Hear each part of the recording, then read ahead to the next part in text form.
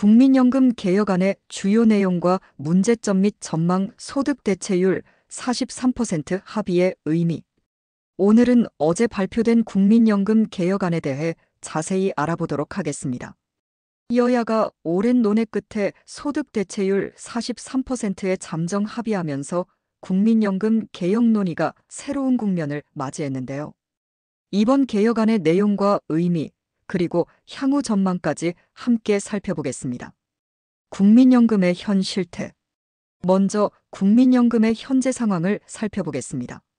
국민연금은 1988년 도입 당시 평균 소득의 70%를 대체하는 구조로 출발했습니다.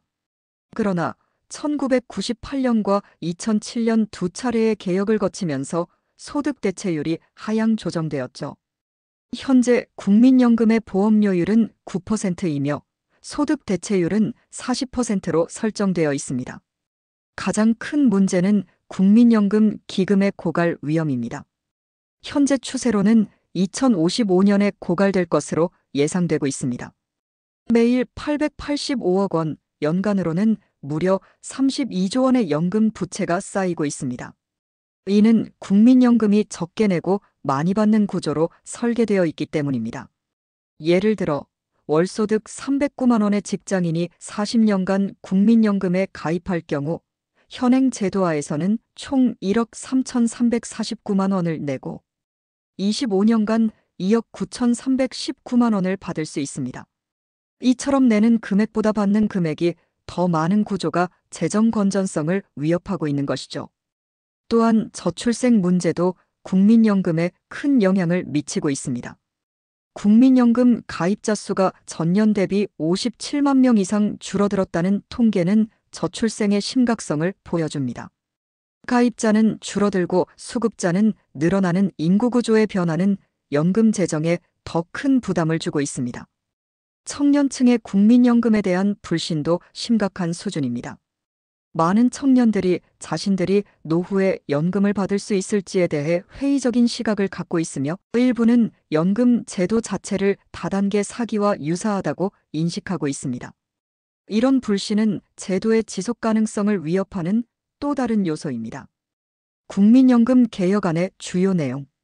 이러한 문제점들을 해결하기 위해 여야는 다음과 같은 내용의 개혁안에 합의했습니다. 첫째, 소득 대체율을 현행 40%에서 43%로 높이기로 했습니다. 민주당은 처음에 44%를 주장했으나 국민의힘과 정부의 제안인 43%를 수용하는 형태로 타협이 이루어졌습니다. 둘째, 보험료율을 현행 9%에서 13%로 인상하기로 합의했습니다. 이는 연금 재정의 안정성을 높이기 위한 조치로 더 많이 내고 더 많이 받는 방향으로의 전환을 의미합니다. 셋째, 민주당은 합의의 조건으로 세 가지 요구사항을 제시했습니다. 연금의 국가지급 보장 명문화, 출산 및 군복무 크레딧 확대, 그리고 저소득층 보험료 지원 확대입니다. 이는 연금의 안정성과 형평성을 높이기 위한 조치로 볼 수 있습니다. 이번 개혁안이 적용되면 월소득 309만 원의 직장인 기준으로 40년간 총 1억 8,762만 원을 내고 25년간 3억 89만 원을 받게 됩니다. 내는 금액은 5,400만 원 증가하지만 받는 금액도 2,100만 원 증가하는 구조입니다. 개혁안의 예상 효과와 한계. 이번 개혁안을 통해 얻을 수 있는 가장 큰 효과는 연금 기금의 고갈 시점을 늦추는 것입니다. 현재 2055년으로 예상되는 고갈 시점이 2064년으로 약 9년 연장될 것으로 전망됩니다. 이는 단기적으로는 연금 재정의 안정성을 높이는 효과가 있습니다. 그러나 이번 개혁안에는 몇 가지 한계와 문제점도 존재합니다. 첫째, 근본적인 구조개혁이 부족하다는 지적이 있습니다. 기초연금과 국민연금의 통합 등 연금 제도의 전반적인 구조를 재설계하는 논의는 이루어지지 않았습니다. 둘째, 자동조정장치 도입에 대한 여야 간의 이견이 존재합니다. 자동조정장치란 인구 변화나 경제 상황에 따라 보험료율과 소득 대체율을 자동으로 조정하는 시스템을 말합니다.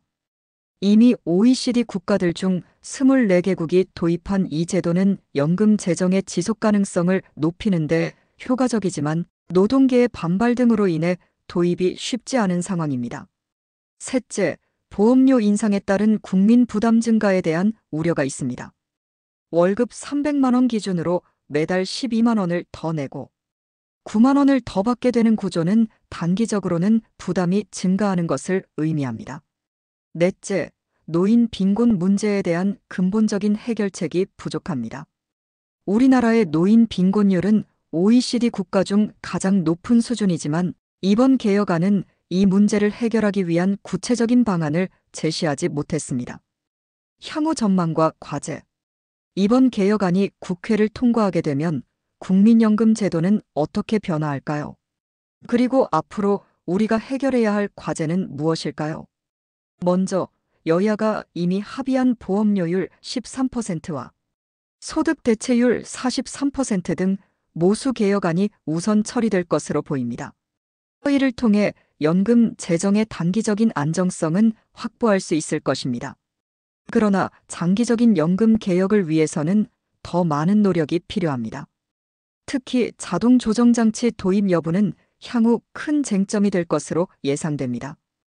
국민의힘은 재정 건전성을 위해 자동 조정장치 도입을 주장하고 있지만 민주당은 노후 예측 가능성 저하를 이유로 반대 입장을 표명하고 있습니다.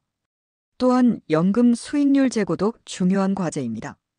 기금 운용 수익률을 1%포인트 올리면 보험료율 2%포인트 인상과 비슷한 재정 안정 효과가 있다는 연구 결과가 있습니다. 따라서 국민연금 기금의 효율적인 운용과 수익률 향상을 위한 노력이 필요합니다. 더불어 부가식으로의 전환도 고려해 볼 필요가 있습니다. 현재 국민연금은 적립식으로 운영되고 있지만 많은 선진국들은 부가식 연금 제도를 채택하고 있습니다. 부가식은 현재 경제활동 인구가 현재 노인 세대를 부양하는 방식으로 인구구조 변화에 더 유연하게 대응할 수 있다는 장점이 있습니다. 무엇보다 중요한 것은 청년층의 연금 제도에 대한 신뢰를 회복하는 것입니다. 청년들이 연금 제도에 대한 신뢰를 갖지 못한다면 장기적으로 제도의 지속 가능성은 위협받을 수밖에 없습니다. 따라서 세대 간 형평성을 고려한 개혁과 함께 청년들이 자신의 노후를 예측할 수 있는 투명하고 안정적인 제도 설계가 필요합니다. 마지막으로 저출생 문제와 연계한 종합적인 대책 마련이 필요합니다. 국민연금 가입자 수가 줄어드는 근본 원인인 저출생 문제를 해결하지 않고는 연금 재정의 장기적인 안정성을 확보하기 어렵습니다. 따라서 출산율 회복을 위한 정책적 노력과 함께 연금 제도의 지속 가능성을 높이는 방향으로의 개혁이 필요합니다. 결론. 이번 국민연금 개혁안은 완벽한 해결책이라고 보기는 어렵지만 오랜 논의 끝에 여야가 합의점을 찾았다는 점에서 의미가 있습니다. 연금 기금의 고갈 시점을 9년 연장하는 효과가 있지만 여전히 근본적인 구조 개혁은 미흡한 상황입니다. 앞으로는 세대 간 형평성, 노인 빈곤 문제 해결, 연금 제도의 지속 가능성 확보 등을 위한 더 깊이 있는 논의와 개혁이 필요할 것입니다. 특히 청년층의 신뢰를 회복하고 모든 세대가 안심하고 노후를 준비할 수 있는 제도를 만들어가는 것이 중요합니다. 국민연금은 단순한 재정 문제가 아닌 국민의 노후와 직결되는 중요한 사회 안전망입니다. 따라서 정치적 이해관계를 넘어 모든 세대와 계층이 수용할 수 있는 공정하고 지속 가능한 연금 제도를 만들어가기 위한 사회적 합의와 노력이 필요합니다. 오늘 영상이 국민연금 개혁안에 대한 이해를 높이는 데 도움이 되셨기를 바랍니다. 앞으로도 중요한 이슈에 대한 정보를 계속 전달해 드리겠습니다. 시청해 주셔서 감사합니다.